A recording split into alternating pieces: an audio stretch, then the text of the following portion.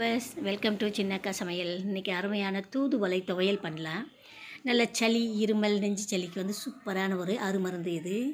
இதில் வந்து முள் நிறைஞ்சிருக்கும். இந்த இலையை பறிக்கும்போது கையில் பற்றாமல் தண்டையெல்லாம் எடுத்துட்டு தேவையான பாருங்கள், முள் அப்படி எப்படி தெரியும். அந்த முள் வந்து கையில் பற்றாமல் பார்த்துக்கோங்க.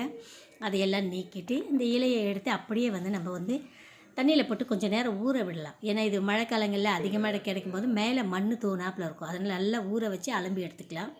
இதுக்கு தேவையான பொருட்கள் வந்து நம்ம எடுத்து வச்சுட்டுருக்கோம். கடலப்பருப்பு, கொஞ்சம் உளுத்தம்பருப்பு, புளி, வெங்காயம், கருவேப்பிலை, கொத்தமல்லி, கொஞ்சம் கண்டிப்பாக தேங்காய், இப்போ அலம்பி எடுத்து வச்சுருக்கிற கீரை. இப்போ நம்ம அதுக்கு தேவையான பொருட்களை வந்து கலவைகளை இப்போ நம்ம பார்க்கலாம். கடாயில் நல்ல எண்ணெயை வச்சுட்டு, எண்ணெய் அதாவது நல்லெண்ணெய் பயன்படுத்தலாம், இல்லை தேங்காய் எண்ணெய் பயன்படுத்தலாம். இதில் எது நீங்கள் பயன்படுத்தினாலும் செம்ம டேஸ்ட்டாக இருக்கும். அதனால் முடிஞ்ச வரைக்கும் தேங்காய் எண்ணெய் பாருங்கள், இல்லை நல்ல எண்ணெய் பயன்படுத்திக்கலாம்.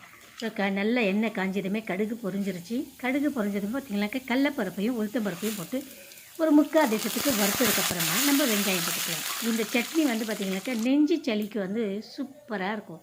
அதாவது அந்த சளி முறியறதுக்கு வந்து இந்த தூதுவளையை பயன்படுத்தலாம்.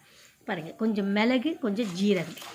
மிளகு வந்து அதிகமாக போட வேண்டாம், தேவைக்கு. ஏன்னா ஒரு ஏற்கனவே தூதுவளையே வந்து நல்ல சூடு ஹீட்டான பொருள் தான், அதுக்காக தான் சளிக்கு பயன்படுத்துகிறோம். ஸோ அதனால் கொஞ்சமாக மிளகும் கொஞ்சம் ஜீரகம் போட்டாச்சு. வெங்காயம் வந்து நான் ஒரு கண்ணாடி பதத்துக்கு வர்ற அளவுக்கு நல்லா வணக்கிட்டு காஞ்ச மிளகாய் போட்டு தேவைக்கு தகுந்த மாதிரி, அதாவது நமக்கு உரப்பு எந்த அளவுக்கு தேவையோ அந்த உரப்புக்கு தகுந்த மாதிரி காஞ்ச மிளகாய். கண்டிப்பாக புளி சேர்த்தணும். புளி சேர்த்துனா மட்டும்தான் அதை டேஸ்ட்டை வந்து நமக்கு கொடுக்கும். இல்லைன்னா ஒரு மாதிரி நமன் இருக்கும். சரிங்களா? இப்போ நம்ம வந்து புளியும் மஞ்சத்தூளையும் போட்டு நல்லா வணக்கிடுவோம். நல்லா வணக்கிட்டு நம்ம ஏற்கனவே வந்து பூ போல் திருவி வச்சுருக்கிற தேங்காய் இருக்குது, இந்த தேங்காவையும் நம்ம பயன்படுத்திக்கலாம்.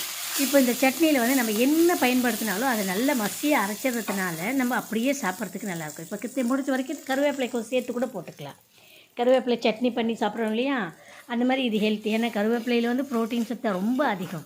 அதனால் கருவேப்பிலையும் இதில் கூடுதலாக கொஞ்சம் சேர்த்துக்கோங்க. திருவி வச்சு தேங்காவை போட்டு நல்லா வணக்கியாச்சு. நல்லா வணங்கினதுக்கப்புறம் நம்ம அலம்பி எடுத்து வச்சுருக்கிற அந்த தூதுவளை கீரையை வந்து அப்படியே போட்டு கீரை வந்து ரொம்ப வதக்க வேண்டாம்.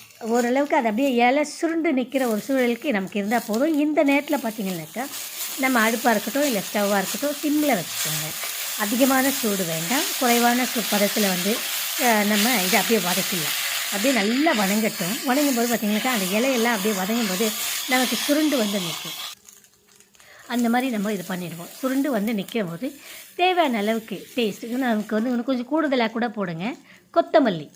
கொத்தமல்லியை நல்லா வாஷ் பண்ணி எடுத்து அது கொத்தமல்லியும் கொஞ்சம் போடலாம். ஏன்னா கொஞ்சம் மணக்கும். தூதுவளை வாசம் உங்களுக்கு நல்லா தெரியும்.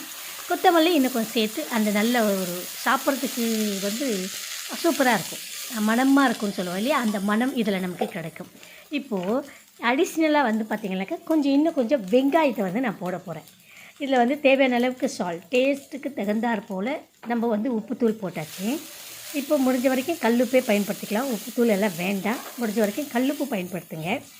இப்போது நான் வந்து ஒரு பச்சை வெங்காயம், நம்ம நறுக்குன வெங்காயத்தை எடுத்து இப்போ இதில் போட போகிறேன். இந்த வெங்காயம் ஓரளவுக்கு பாதி திட்டத்துக்கு நமக்கு வெந்தாலே அவ்வளவு சூப்பராக இருக்கும். இந்த தூதுவளை சட்னி பார்த்திங்கனாக்கா சளிக்கு, நெஞ்சு சளிக்கு, தொண்டை வலிக்கு, இந்த மாதிரிக்கெல்லாம் வந்து வந்து அதாவது மருந்து ஆயுர்வேத அதில் வந்து நமக்கு இது அவ்வளவு எடுத்த கையாக இருக்கும். ஸோ இது வந்து வாரத்துக்கு ஒரு முறை இல்லை மாதத்துக்கு ஒரு முறை இல்லை சளி பிடிச்சாக்கா இதை வந்து வேக வச்சு தண்ணியாகவும் ரசமாக கூட சாப்பிட்லாம். கண்டிப்பாக இந்த தூதுவளை துவையல் வந்து அவ்வளவு டேஸ்ட்டாக இருக்கும். நீங்களும் இதே மாதிரி செய்து சாப்பிட்டு பாருங்கள், உங்களுக்கும் கண்டிப்பாக பிடிக்கும். பிடிச்சிருந்தா ஒரு லைக் கொடுங்க. உங்களோட கருத்துக்களை வந்து கமெண்டில் பதிவிடுங்க. மறக்காமல் சப்ஸ்கிரைப் பண்ணுங்கள். அவ்வளவு அருமையான இந்த தூதுவளை மருத்துவ குணம் நிறைந்த ஒன்று.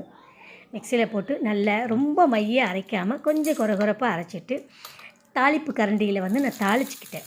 ஏற்கனவே நம்ம வதக்கியிருக்கிறோம், இருந்தாலும் தாளிப்பு கரண்டியில் பார்த்திங்கனாக்கா கொஞ்சம் கடுகு, கொஞ்சம் ஜீரகம், கொஞ்சம் கருவேப்பிலை போட்டு நல்லா தாளிச்சாச்சு. இப்போ இட்லிக்கு எடுத்து வச்சு சாப்பிடும்போது அவ்வளவு டேஸ்ட்டு, அந்த நெஞ்சு சளி முறியறதுக்கும் சளியெல்லாம் போகிறதுக்கும் அவ்வளவு சூப்பராக இருக்கும். மறக்காமல் லைக் பண்ணுங்கள், கமெண்டில் கருத்துக்களை பதிவிடுங்க, சப்ஸ்கிரைப் பண்ணுங்கள். நன்றி.